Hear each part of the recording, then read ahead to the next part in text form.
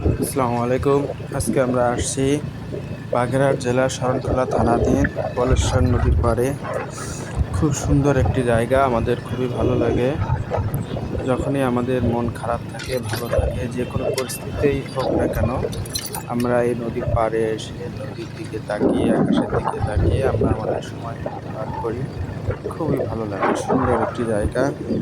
এসব জায়গায় আসলে দেখা যায় যে আল্লাহর সৃষ্টি কত সুন্দর। অনেক বড় একটা নদী, বলেশ্বর নদী। এপার বাগেরহাট জেলার শরণখোলা থানা, ওপার পিরোজপুর।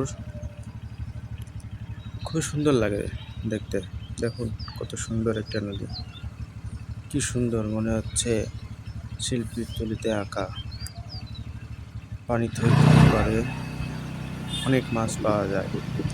আর এই বাঁধটা এই আমাদেরকে রক্ষা করে বিভিন্ন ধরনের দুর্যোগ, বিভিন্ন ধরনের বন্যা, এসব থেকে।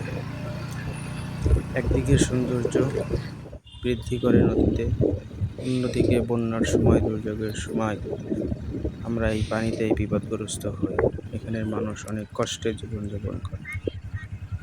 তবে সব কিছু মিলায়ে আল্লাহ যা করে ভালোর জন্যই করে।